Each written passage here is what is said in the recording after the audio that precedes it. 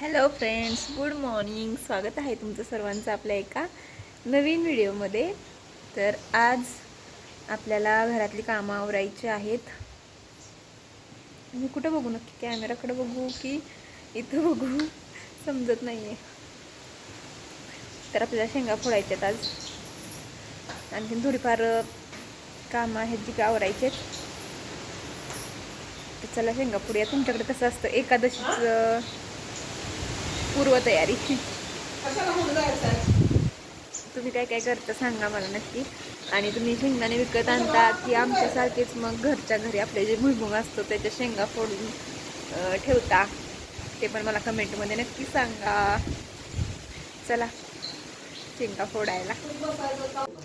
चला फ्रेंड्स, तर आमच्या आईनं कणगीतून शेंगा काढून आणलेल्या आहेत आणि आता शेंगा फोडायचं काम सुरू करण्यात येत आहे.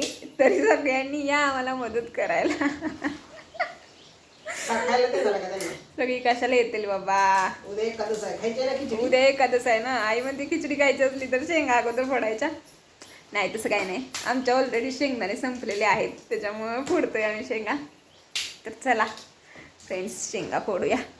हे बघा, 2-3 वर्ष झाले आपल्या घरच्या भुईमुगाच्या शेंगा आहेत. तेव्हा आमची आजी पण होती कोविडमध्ये, हे ना. कोविडला 2-3 वर्ष झाली. मग किती, 6 वर्ष झाली. 2020 मध्ये होता. हो, त्यावेळेच्या नाहीत त्या, तेव्हाच्याच आहेत शेंगा ह्या.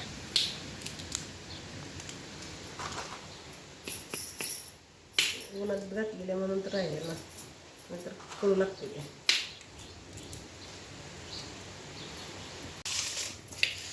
हे बघा फ्रेंड्स, आपल्या शेंगा फोडून झालेल्या आहेत. एवढ्या झाल्यात. एक पातेलं शेंगा फोडलेल्या आहेत आपण. हा किती दिवस पडतं आता? आता उद्या ह्याला नाही ते लागायचं, नाही ते खिचडीसाठी जास्त लागतात शेंगदाणं. आता सगळ्यांचा उपवास आहे म्हटल्यावर जास्त लागणार शेंगा. आणि खिचडीमध्ये कूट असलं तरच खिचडी चांगली लागते, नाहीतर खाऊ नाही वाटत. आणि आम्ही आता कितीतरी वर्ष झालं ना शेंगदाणे विकत आणत नाही. घरच्या शेंगा असतात आमच्या, त्याच्यामुळे शेंगदाणे नाही विकत आणत आम्ही.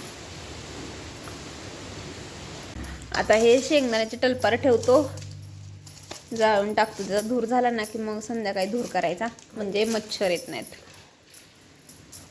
तर यातच ठेवतो.